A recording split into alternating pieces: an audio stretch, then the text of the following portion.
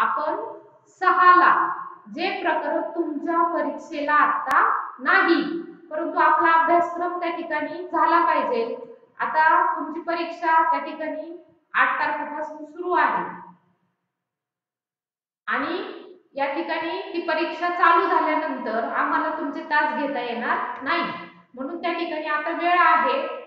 तुम्हाला या ठिकाणी प्रकरण क्रमांक 6 हे पुढच्या सत्रातलं प्रकरण आहे, परंतु तुम्हाला कोणत्याही प्रकारची मध्ये सुट्टी नसणार आहे, कंटिन्यू असणार. त्यामुळे तुमची तिसरी आणि चौथी चाचणी लगेच 15 दिवसांनी घेतली जाणार आहे.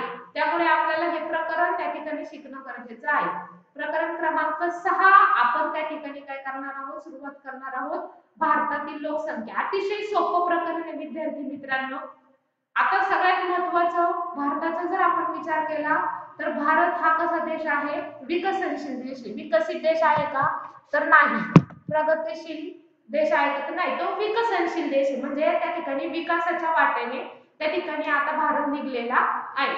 मग भारत हा विकसनशील देश आहे आणि देशाच्या आर्थिक विकासाचा दर हा संख्यात्मक आणि गुणात्मक दृष्टीने जर आपण विचार केला तर हा संख्यात्मक आणि गुणात्मक वृद्धीवरती अवलंबून आहे.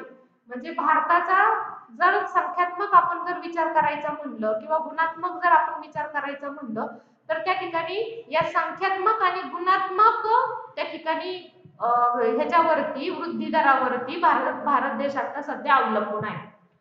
मग याचं मापन कशाद्वारे करता येऊ शकतं, तर याचं मापन, भारत देशाचं मापन जर करायचं की भारत देशाचा विकास झाला आहे किंवा नाही हे जर आपल्याला अभ्यासायचं असेल तर सगळ्यात महत्त्वाच्या काही संकल्पना अभ्यासणं गरजेचं आहे. एक म्हणजे सगळ्यात महत्त्वाची संकल्पना आहे भारताची लोकसंख्या. भारताची लोकसंख्या किती आहे, कारण ज्या देशाची लोकसंख्या जास्त आहे तो देश त्या ठिकाणी प्रगती करू शकत नाही. कारण जेवढं उत्पन्न होतं ते उत्पन्न त्या लोकसंख्येच्या खाण्यावरतीच खर्च होतं, त्या लोकसंख्येच्या विकासावरतीच खर्च होतं. मग असा देश कोणत्याही प्रकारची प्रगती करू शकत नाही. म्हणून त्या ठिकाणी भारताची जी लोकसंख्या आहे ती अभ्यासणं गरजेचं आहे. दुसरं म्हणजे राष्ट्रीय उत्पन्न. ज्या देशाचं राष्ट्रीय उत्पन्न जास्त असेल तो देश प्रगती करू शकेल. आता ज्या देशाचं राष्ट्रीय उत्पन्न कमी आहे असा देश त्या ठिकाणी देशाच्या विकासासाठी कोणतीही रूपरेषा आखू शकत नाही. कारण राष्ट्रीय उत्पन्न हे पैशामध्ये मोजलं जातं आणि या ठिकाणी अतिशय महत्त्वाचं, ज्या देशाकडे जास्त प्रमाणात शिल्लक आहे, पैसा आहे, असा देश देशाच्या विकासासाठी रूपरेषा आखू शकतो. म्हणून जसं आपण लोकसंख्येचा अभ्यास करतोय तसंच त्या ठिकाणी राष्ट्रीय उत्पन्नाचा अभ्यास करणं सुद्धा काय आहे, गरजेचं आहे. पुढचं म्हणजे देशाचं त्या ठिकाणी दरडोई उत्पन्न. आता दरडोई उत्पन्न म्हणजे काय, तर प्रत्येक देशात निर्माण होणाऱ्या ज्या वस्तू आणि सेवा आहे ते उत्पन्न कसं आहे.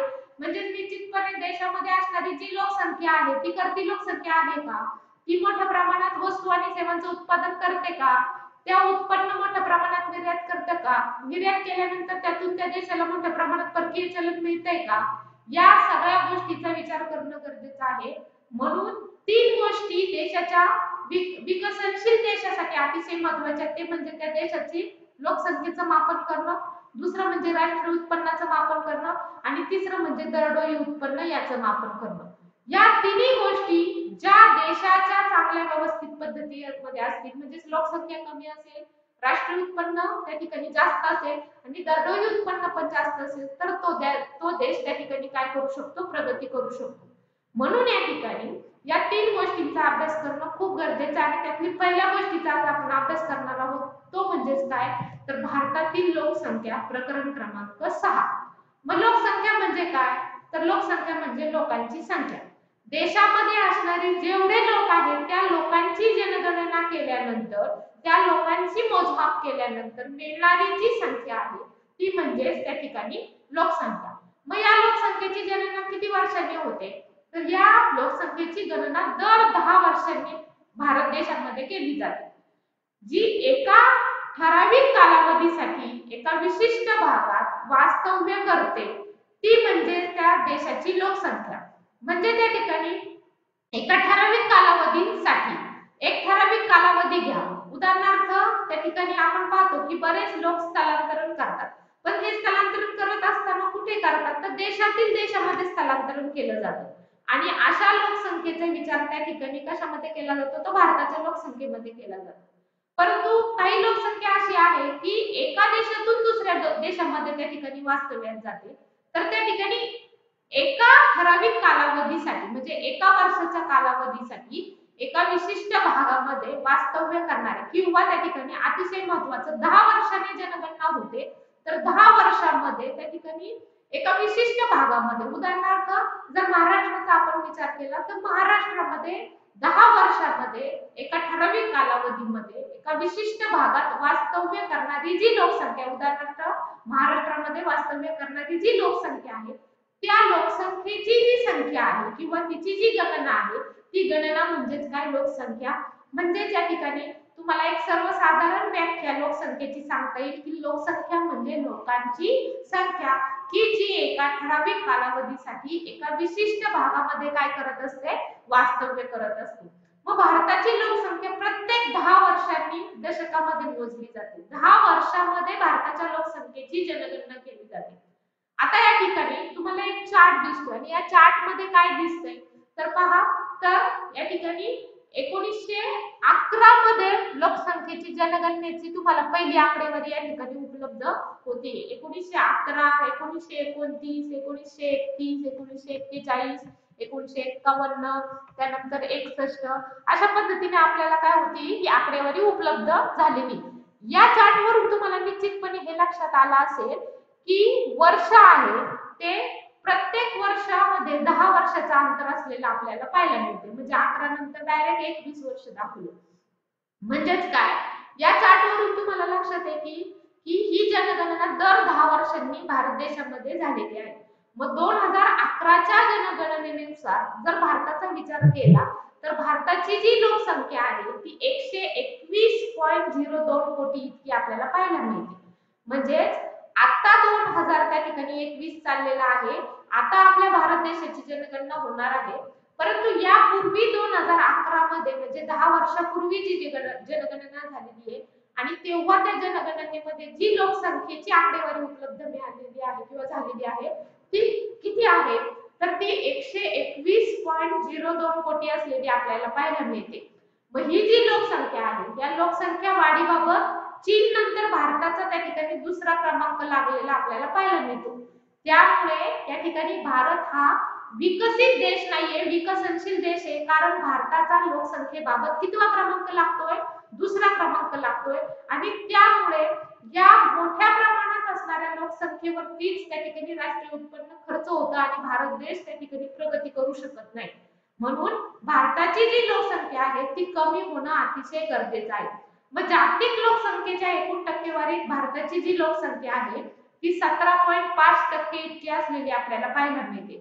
म्हणजे जगामध्ये भारताच्या लोकसंख्येचा जर आपण विचार केला तर एकूण जगातील जी लोकसंख्या आहे त्या एकूण लोकसंख्येमध्ये 17.5% लोकसंख्या ही एकट्या भारताची आणि जागतिक भूभागाचा जर विचार केला भूप्रदेशाचा जर विचार केला तर जगामध्ये 2.4% इतका वाटा एकट्या भारताचा आहे। म्हणजे जगामध्ये एकूण भूक्षेत्राचा जर विचार केला भौगोलिक क्षेत्राचा जर विचार केला तर 2.4% इतकं क्षेत्र भारत देशाने काय केलेलं आहे व्यापलेलं आहे। म्हणजे यावरून आपल्याला लक्षात येतं की एकूण टक्केवारीत भारताची लोकसंख्या 17.5% एकूण जगाच्या टक्केवारीमध्ये आणि भूप्रदेशाचा जर विचार केला तर भूभागाचा जर विचार केला तर 2.4% इतका वाटा आपल्याला भारत देशाचा पाहायला मिळतो। परंतु जेव्हा आपण त्या ठिकाणी जगामध्ये भारत देशाच्या क्रमांकाचा विचार करतो त्यानंतर पहिला क्रमांक चीनचा आहे आणि दुसरा क्रमांक कोणाचा आहे भारताचा आहे। मग 2011 मध्ये जी जनगणना झाली त्या जनगणनेनुसार भारताची लोकसंख्या किती होती असा जर प्रश्न विचारला तर ती होती 121.02 कोटी इतकी लोकसंख्या आपल्याला पाहायला मिळते। मग लोकसंख्ये संबंधीची ही जी माहिती आहे ती रजिस्ट्रार जनरल यांच्या कार्यालय आणि भारताची जी जनगणना समिती यांच्या मार्फत संकलित करून प्रकाशित केली जाते। म्हणजे ही लोकसंख्या उपलब्ध झाल्यानंतर या लोकसंख्येची जी माहिती आहे ती त्या ठिकाणी आपल्याला भारताची जी जनगणना समिती आहे यांच्या मार्फत काय केली जाते तर लोकसंख्येसंबंधीची ही माहिती रजिस्ट्रार जनरल यांचं जे कार्यालय आहे त्या कार्यालयामध्ये आपल्याला भारताच्या लोकसंख्येची माहिती उपलब्ध होते आणि ही माहिती त्या ठिकाणी संकलित केलेली असते। आणि फक्त संकलित करत नाही तर भारतीय जनतेला त्या जनतेला आपल्या भारत देशामध्ये किती लोकसंख्या आहे याची माहिती त्या ठिकाणी व्हावी म्हणून ही माहिती प्रकाशित सुद्धा केली जाते. म्हणजे विविध प्रकारच्या वर्तमानपत्रांमधनं, त्यानंतर विविध प्रकारच्या मासिकांमधनं, दूरदर्शन माध्यमातून, प्रसार माध्यमांद्वारे ही माहिती काय केली जाते, प्रकाशित केली जाते. म्हणजे हे तुम्हाला लक्षात येईल की भारत देश आपल्या लोकसंख्येबद्दलची माहिती कुठेही लपवून ठेवत नाही.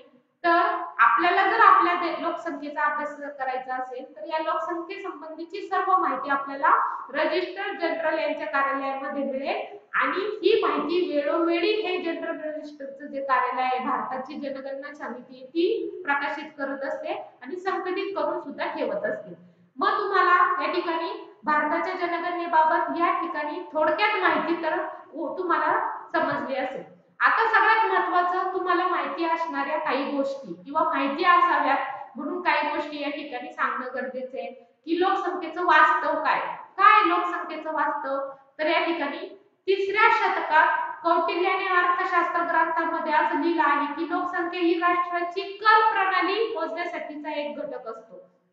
म्हणजे त्या ठिकाणी किती कर त्या ठिकाणी लोकसंख्येद्वारे आपल्याला मिळू शकतो हे 3ऱ्या शतकामध्ये त्या ठिकाणी कौटिल्याने आपल्या ग्रंथामध्ये सांगितलं होतं. मग त्याचा जो अर्थशास्त्र हा ग्रंथ आहे त्या ग्रंथामध्ये त्यांनी सांगितलं होतं की लोकसंख्या ही राज्याची कर प्रणाली म्हणजे या करामधनं, या लोकसंख्येमधून जे मिळणारा कर आहे या करामधनं त्या ठिकाणी काय होऊ शकतं, तर त्या ठिकाणी ही लोकसंख्या नुसती मोजून उपयोग नाही तर या लोकांद्वारे आपल्याला सरकारला किती कर मिळू शकतो याचेही मोजमाप या लोकसंख्येद्वारे होऊ शकतं. म्हणजे या लोकसंख्येकडे नकारात्मक दृष्टीने पाहू नका तर सकारात्मक दृष्टीने या ठिकाणी पहा असं त्या ठिकाणी कौटिल्याने आपल्या अर्थशास्त्र या ग्रंथामध्ये 3ऱ्या शतकात सांगितलं होतं की लोकसंख्या ही राज्याची कर प्रणाली मोजण्यासाठीचा एक घटक आहे. त्यानंतर सगळ्यात महत्त्वाचं की लोकसंख्येची पद्धतशीर गणना आहे ती 1865 ते 1872 या कालावधीत देशाच्या विविध भागांमध्ये करण्यात आली होती. आणि या विविध भागांमध्ये ही जेव्हा जनगणना किंवा करण्यात आली तेव्हा भारताची पहिली जी जनगणना आहे ती 1872 मध्ये करण्यात आली.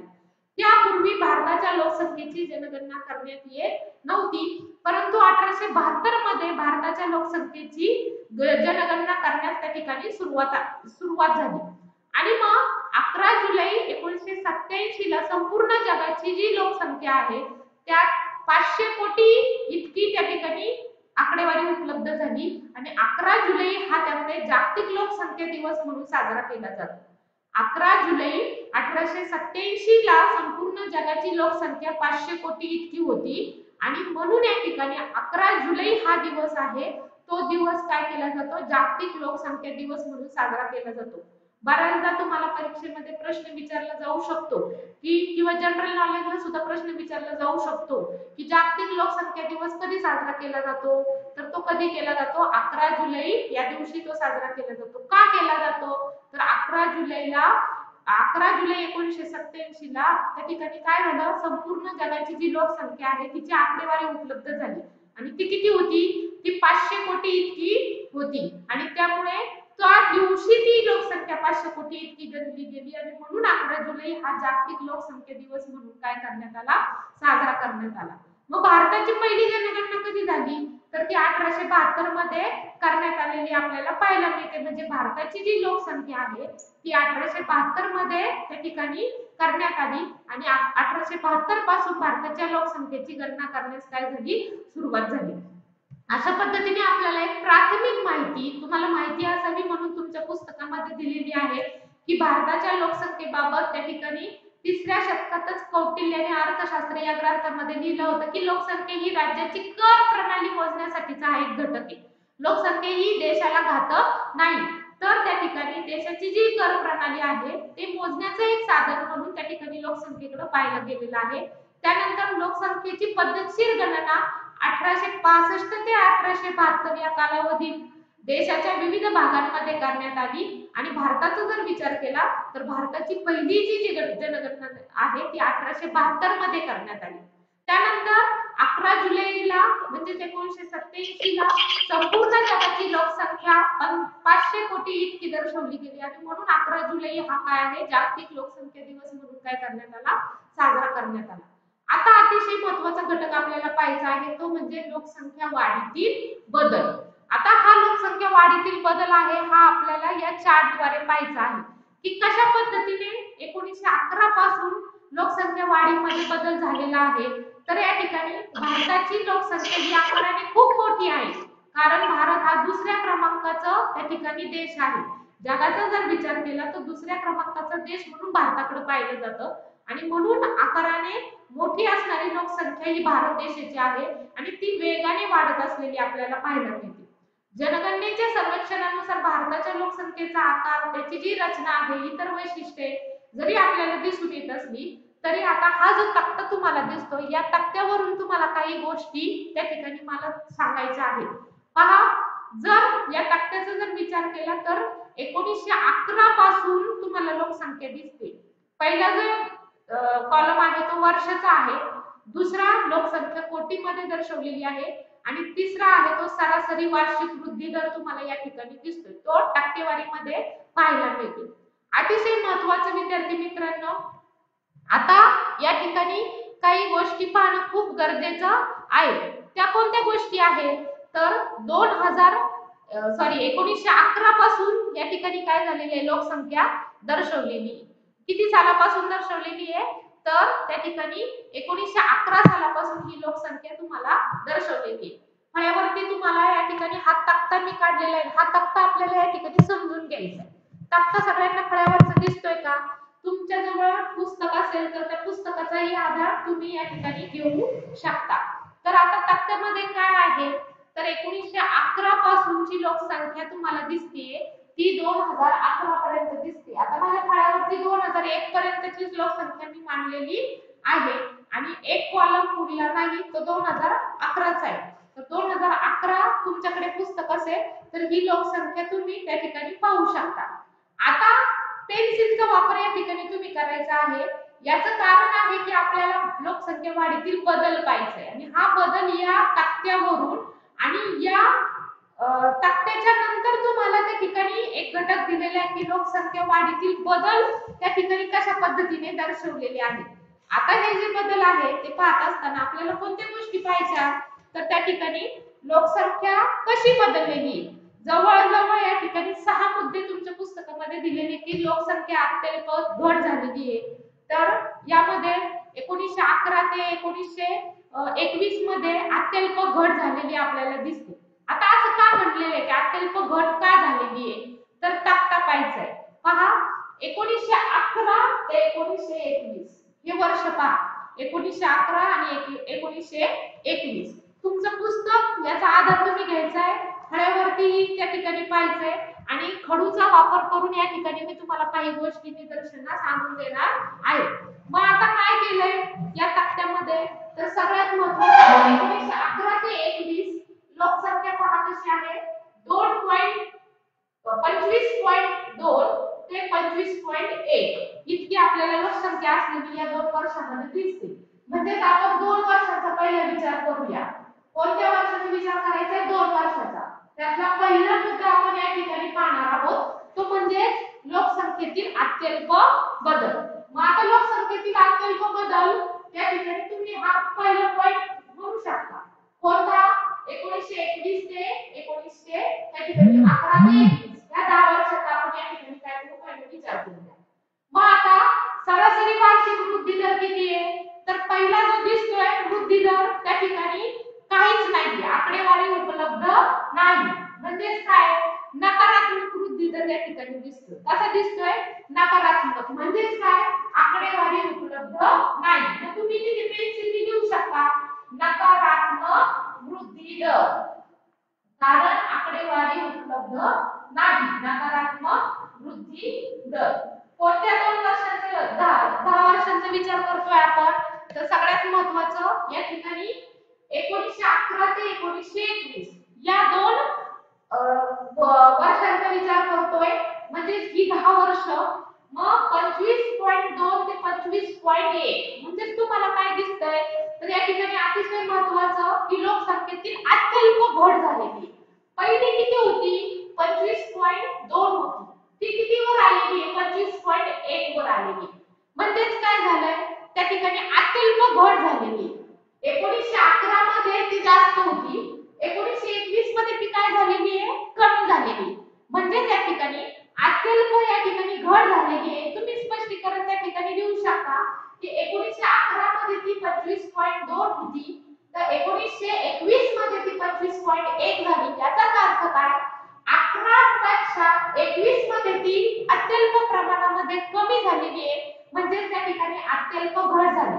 मग आता असं का झालं, तर या त्या परिस्थितीचा आपण विचार करू की 2000 त्या ठिकाणी 1911 ते 1921 मध्ये असं काय घडलं, तर सगळ्यात महत्त्वाचं या ठिकाणी त्या काळामध्ये साथीचे रोग होते. त्या काळामध्ये काय होते, साथीचे रोग होते. उदाहरणार्थ कॉलरा होता, फ्लू होता, प्लेग होता, मलेरिया होता. आणि या साथीच्या रोगांमुळे काय झालं, त्या ठिकाणी लोक मृत्युमुखी पडली आणि म्हणून या कालखंडामध्ये काय झाली, लोकसंख्या कमी झाली. परंतु ही लोकसंख्या अत्यल्प प्रमाणामध्ये कमी झालेली आहे. म्हणून या ठिकाणी आपण पहिला लोकसंख्येतील बदल या ठिकाणी 1911 ते 1921 मधला पाहतोय की या कालखंडामध्ये नकारात्मक वृद्धी दर आपल्याला दिसतोय. आणि तो नकारात्मक वृद्धी दर हा का दिसतोय, तर त्या ठिकाणी 25.2 या ठिकाणी जास्त होते 1911 ला आणि 1921 ला 25.1 झाले. म्हणजे त्या ठिकाणी अत्यल्प प्रमाणात लोकसंख्या कमी झाली. कारण काय, तर या कालखंडामध्ये प्रमुख कारण म्हणजे साथीचे रोग. या कालखंडामध्ये मोठ्या प्रमाणात काय होते, साथीचे रोग होते. कॉलरा होता, फ्लू होता आणि त्या ठिकाणी मलेरिया होता. या कालामध्ये लोकसंख्या कमी झालेली या साथीच्या रोगामध्ये आपल्याला पाहायला मिळते. आता पहिला मुद्दा तुमचा क्लिअर झाला असेल. 1911 ते 1921 लोकसंख्या अत्यल्प दराने काय झाली, कमी झाली. या कालखंडामध्ये नकारात्मक वृद्धी दर तुम्हाला दिसून येते. तुम्ही पेन्सिलनी त्या ठिकाणी काय करा, एरो करा. एक एक मुद्दा आपण या ठिकाणी पाहणार आहोत. पहिला पाहिला त्या ठिकाणी लोकसंख्येतील अत्यल्प घट म्हणजे नकारात्मक वृद्धी दर. आता पुढचा मुद्दा अतिशय महत्त्वाचा, तो म्हणजे काय आहे, तर 1931 1941 ही 2 वर्ष आपण पाहणार आहोत. म्हणजेच कोणती, 1931 ते 1941. आता ही महाविभाजन वर्ष असं म्हटलेले. दुसरा जर लोकसंख्येतील बदल जर पाहिला तर त्या ठिकाणी 1931 ते 1941 या 2 वर्षाचा आपण या ठिकाणी विचार करणार आहोत. याचं कारण काय आहे, तर सगळ्यात महत्त्वाचा दुसरा मुद्दा आपण पाहतोय. 1911 ते 1921 या कालावधीत लोकसंख्या वाढीचा दर हा कसा होता, नकारात्मक होता. म्हणजे पहिली 2 वर्ष आहे याचा दर कसा होता, नकारात्मक होता. आणि 1921 नंतर लोकसंख्या सातत्याने वाढत गेली. म्हणजे काय, तर 21 नंतरचा जर विचार केला तर लोकसंख्या पुढे 27.9 झालेली तुम्हाला दिसते. म्हणजे 1931 मध्ये ती किती झालेली आहे, 27 त्या ठिकाणी 9 झालेली आहे. म्हणजेच काय, तर लोकसंख्या सातत्याने वाढत असलेली आपल्याला दिसते. आणि म्हणून भारताच्या जनगणनेच्या आयुक्तांनी असं निर्धारित केलं की 2021 पासून ते 2031 पर्यंत लोकसंख्या सातत्याने वाढलेली आहे. म्हणून या ठिकाणी 2021 हे काय असणार आहे, महाविभाजनाचं वर्ष असणार आहे. म्हणून दुसरा मुद्दा या ठिकाणी 2021 तिथे लिहा. हा काय आहे, 2021 हे काय आहे, महाविभाजनाचं वर्ष.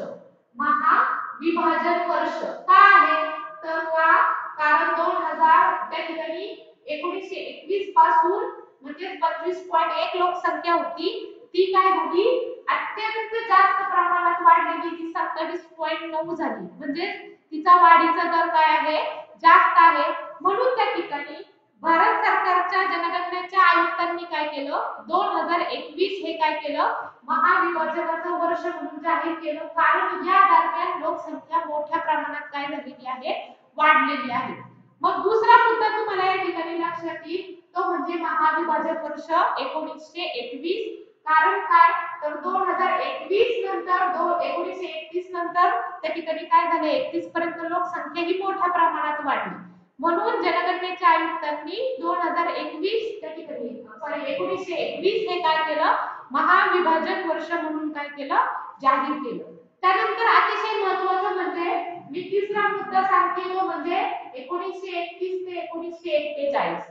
तिसरा बदल आहे तो म्हणजे सकारात्मक वृद्धी दर. इथे लिहा या ठिकाणी 31 ते 41 काय आहे तर तो आहे सकारात्मक वृद्धी दर. सकारात्मक वृद्धी दर. इथे तुम्ही पेन्सिलने असं लिहू शकता म्हणजे तुम्हाला तो प्रत्येक मुद्दा त्या ठिकाणी स्पष्ट करता येईल. मग 1931 आणि 1941 हा भारताचा वार्षिक वृद्धी दर जवळजवळ 1 ते 1.3 इतका त्या ठिकाणी दाखवतोय म्हणजे नोंदवण्यात आलेला आहे. मग तो कुठे पाहायचा 1931 ते 1941 हा किती होता 1.0 ते 1.3 असा त्या ठिकाणी काय करण्यात आला होता दाखवण्यात आला होता म्हणजे 1 ते 1.3% इतका तो नोंदवण्यात आला आणि हा कसा आहे सकारात्मक आपल्याला दिसतोय. म्हणजे ही वृद्धी जी आहे 1931 आणि 41 या कालखंडामध्ये आपल्याला काय दिसतंय तर हा वृद्धी जास्त प्रमाणामध्ये त्या ठिकाणी बदल झालेला दिसत नाही. म्हणून त्या ठिकाणी 31 ते 41 ही त्या ठिकाणी 10 वर्ष कशी आहे तो सकारात्मक वृद्धी दर असलेला आपल्याला पाहायला मिळतो. त्यानंतर चौथा मुद्दा आहे लोकसंख्येत सुधारित वाढ. मग फक्त एकच वर्ष निवडायचे ते म्हणजे 1951 वर्ष निवडायचे. आणि 1951 मध्ये काय झालं तर 1951 मध्ये त्या ठिकाणी या काळात कालावधीमध्ये लोकसंख्या त्या ठिकाणी 36.1 कोटी ते 54.8 कोटी इतकी वाढलेली आपल्याला दिसते. मग 36.1 1951 हे वर्ष पहा 36.1 आपल्याला त्या ठिकाणी दिसतंय आणि त्या ठिकाणी 54.8 कोटी इतकी वाढली म्हणजे स्वातंत्र्यानंतर लोकसंख्येत प्रचंड प्रमाणात वाढ झालेली दिसून येते. म्हणजे 1947 ला स्वातंत्र्य मिळालं आणि 1947 पासून ते 1951 पर्यंत लोकसंख्येमध्ये प्रचंड प्रमाणामध्ये काय झालेली आहे वाढ झालेली आहे. मग 36.1 वरून त्या ठिकाणी 54.8 म्हणजे त्या ठिकाणी या 3 वर्षाचा विचार करायचा आहे. कोणती वर्ष तर 1951 ते 1971 या 3 वर्षाचा या ठिकाणी काय करा विचार करा. या दरामध्ये काय झालेली आहे तर त्या ठिकाणी वाढ झालेली म्हणून लोकसंख्येत सुधारित वाढ म्हणा. इथे 3 वर्षामध्ये तुम्ही काय म्हणणार आहात लोकसंख्येत सुधारित वाढ. मग लोकसंख्येत सुधारित वाढ या पॉइंटला नाव द्यायचे. लोकसंख्येत सुधारित वाढ. काय झाली सुधारित वाढ तर या ठिकाणी 1951 च्या पुढे हे घडले. भारताला स्वातंत्र्य मिळालं होतं आणि स्वातंत्र्य मिळाल्यामध्ये लोकसंख्या मोठ्या प्रमाणात वाढलेली आहे. म्हणजे 36.1 वरून ती 54.8 इतकी झालेली दिसते आणि स्वातंत्र्यानंतर लोकसंख्येत ही प्रचंड प्रमाणात काय झाली वाढ झाली. म्हणून इथे लोकसंख्येत सुधारित वाढ आपल्याला झालेली दिसते. पहा 1971 पर्यंत आपण आता आलेलो आहोत आणि शेवटचं त्या ठिकाणी लोकसंख्येचा विस्फोट झालेला दिसतो. कोणत्या वर्षी तर 1971 पासून पुन्हा 71 हे वर्ष पकडायचं आहे. 71 पासून तर 2001 पर्यंत म्हणजे शेवटचा 2001 जो आहे तिथपर्यंत या. मग 2001 पर्यंत या ठिकाणी लोकसंख्येचा विस्फोट झालेला दिसतो. याचं कारण काय या कालावधीत भारताने लोकसंख्येचा विस्फोट अनुभवला कारण 3 दशकामध्ये लोकसंख्येच्या वाढीचा वार्षिक दर हा प्रतिवर्ष 2% हून अधिक गेलेला आपल्याला दिसतो. मागे 71 पासून तिथे 71 ला 2.2 आहे. काय सरासरी वार्षिक वृद्धी दर तो 2.2 वरून 81 ला 2.2 झाला आणि त्या ठिकाणी 1991 मध्ये किती झाला 2.1 झाला आणि डायरेक्ट तो 2001 मध्ये त्या ठिकाणी किती झालेला दिसतो तर तुमच्या पुस्तकामध्ये जर पाहिलं तर त्या ठिकाणी 1.9 झालेला दिसतो. म्हणजे 71 पासून 2001 पर्यंत तो 2.2 2.2 2.1 असा दिसतो. म्हणजेच काय या प्रत्येक वर्षी किंवा या 10 वर्षांमध्ये प्रत्येक 10 वर्षांमध्ये हा प्रतिवार्षिक दर किती झालेला आहे तर 2% काय झालेला आहे अधिक झालेला आपल्याला या ठिकाणी काय होतोय पाहायला मिळतोय. म्हणून या ठिकाणी ही जी 4 वर्ष आहेत कोणती 4 वर्ष तर त्या ठिकाणी 1971 1981 1991 आणि 2001 ही जी 4 वर्ष आहेत त्या ठिकाणी या 4 वर्षाचा जर विचार केला तर 2%हून अधिक आपल्याला वृद्धी दर या ठिकाणी काय मिळतोय पाहायला मिळतो. म्हणून या कालखंडामध्ये म्हणजे 71 पासून ते 2001 पर्यंत लोकसंख्येचा विस्फोट आपल्याला त्या ठिकाणी पाहायला मिळतो. मग इथे पॉइंटला नाव द्या लोकसंख्या विस्फोट. लोकसंख्येचा काय झालेला आहे? विस्फोट झालेला आहे. मग पॉइंटला या ठिकाणी नाव द्या लोकसंख्येचा विस्फोट. आणि शेवट लोकसंख्येमध्ये काय बदल झालाय तर त्या ठिकाणी 2001 ते 2011 म्हणजे याच्यानंतरचा जो शेवटचा कॉलम आहे 2001 ते 2011 या 10 वर्षाचा जर आपण विचार केला तर 2001 पासून 2011 पर्यंत म्हणजे त्या ठिकाणी 102.7 वरून लोकसंख्या ही 121.02 कोटी 2011 मध्ये झालेली आपल्याला दिसून येते. या ठिकाणी काय झालंय तर सरासरी वार्षिक वृद्धी जर जो आहे तो 1.9 वरून 1.4 वरती गेलेला आपल्याला दिसतोय. तो किती आहे 2011 मध्ये 1.4 झालेला दिसतोय. याचाच अर्थ काय यावरून हा सरासरी वार्षिक वृद्धी जो दर आहे तो कमी होताना आपल्याला दिसून येतो. म्हणजे काय झालेला आहे कमी झालेला आहे. म्हणजे लोकसंख्या वृद्धी दरामध्ये काय झालेली आहे घट झालेली आहे. 2000 त्या ठिकाणी 1 पासून 2011 पर्यंत लोकसंख्येच्या वृद्धी दरामध्ये काय झालेली आहे घट झालेली आपल्याला पाहायला मिळते. म्हणजे या ठिकाणी 2001 ते 2021 हे जे वर्ष आहे या वर्षांमध्ये आपल्याला काय पाहायला मिळते तर 2001 ते 2021 या वर्षांमध्ये त्या ठिकाणी लोकसंख्या वृद्धी दरात घट झालेली पाहायला मिळते. ही घट 2001 मध्ये 1.9% होती तर 2011 मध्ये 1.4% झालेली आपल्याला दिसते. म्हणजे कमी झालेली आपल्याला दिसते. यावरून हा सरासरी वार्षिक वृद्धी दर आहे तो कमी होताना आपल्याला काय होतोय या ठिकाणी दिसून येतोय. हा विद्यार्थी मित्रांनो अशा पद्धतीने आपल्याला लोकसंख्या वाढीतील जे बदल आहे या 5 मुद्द्यांच्या आधारे स्पष्ट करायचं आहे. पहिला मुद्दा आहे लोकसंख्येतील अत्यल्प दर त्या ठिकाणी 1911 ते 1921. त्यानंतर 1921 हे महाविभाजनाचं वर्ष म्हणून जाहीर झालं कारण त्या ठिकाणी लोकसंख्या वाढीचा दर पहिला नकारात्मक होता. 21 नंतर लोकसंख्या सातत्याने काय झालेली आहे वाढत गेलेली आहे. तिसरा म्हणजे सकारात्मक वृद्धी दर म्हणजे 1931 ते 1941 या कालखंडामध्ये भारताचा वार्षिक वृद्धी दर जवळजवळ 1 ते 1.3% इतकाने काय झाला तो नोंदवण्यात आला म्हणजे वाढला. म्हणून या ठिकाणी सकारात्मक वृद्धी दर आपल्याला दिसतोय. त्यानंतर चौथा मुद्दा आहे लोकसंख्येत सुधारित वाढ पाहायला मिळते. 1951 नंतरच्या पुढे लोकसंख्या ही सातत्याने वाढलेली आपल्याला दिसते. म्हणजे त्या ठिकाणी 36.1 इतकी होती 1951 ला आणि 1971 ला ती किती झाली तर त्या ठिकाणी 54.8 इतकी झाली. म्हणजे जितकी मोठी त्या ठिकाणी लोकसंख्येमध्ये बदल झालाय हा स्वातंत्र्योत्तर लोकसंख्येत प्रचंड प्रमाणामध्ये बदल झाला. म्हणजे देशाला स्वातंत्र्य मिळालं आणि लोकसंख्या मोठ्या प्रमाणात काय झालेली आहे वाढलेली. त्यानंतर पाचवा मुद्दा म्हणजे लोकसंख्येमध्ये विस्फोट झाला. 1971 ते 2001 या कालावधीत भारताने लोकसंख्येचा विस्फोट अनुभवला. याचं कारण काय तर 3 दशकात लोकसंख्या वाढीचा दर हा 2%हून काय झाला अधिक झालेला दिसतो. म्हणजे 2 पॉइंट त्या ठिकाणी 1971 पासून जर विचार केला तर 2.2%वरून तो 2.1 पर्यंत गेलेला आपल्याला पाहायला मिळतो. म्हणजे 2%च्याहूनही जास्त अधिक त्या ठिकाणी वृद्धी दर वाढलेला आहे. म्हणून लोकसंख्येचा या कालखंडामध्ये विस्फोट झालेला दिसतो. आणि सहावा अतिशय महत्त्वाचं म्हणजे लोकसंख्या वृद्धीच्या दरात काय झाली घट झाली. कारण का 2001 मध्ये त्या ठिकाणी तो होता 1.9%. तो किती पर्यंत आला तर 1.4% पर्यंत आला. म्हणजे 2011 ला तो 1.4 इतका कमी झाला. यावरून ही सरासरी वार्षिक वृद्धी दर काय झालाय कमी होताना दिसून येतोय. म्हणजेच लोकसंख्या वृद्धी दरामध्ये काय झालेली आहे घट झालेली आहे हे आपल्याला या ठिकाणी लक्षात येते. अशा पद्धतीने या 6 मुद्द्यांच्या आधारे तुम्हाला लोकसंख्या वाढीतील बदल काय करायचा आहे नोंदवायचा आहे. जर तुम्हाला प्रश्न आला की भारतातील लोकसंख्या म्हणजे काय याची व्याख्या सांगून लोकसंख्या वाढीतील जे बदल आहे ते स्पष्ट करा तर 6 मुद्द्यांच्या आधारे तुम्हाला हे लोकसंख्या वाढीतील बदल काय करायचे आहे स्पष्ट करायचे आहे. यानंतरचा जो पुढचा मुद्दा आहे तो म्हणजे लोकसंख्या वाढीचा सिद्धांत. हा मुद्दा आपण पुढच्या तासाला काय करणार आहोत पाहणार आहोत.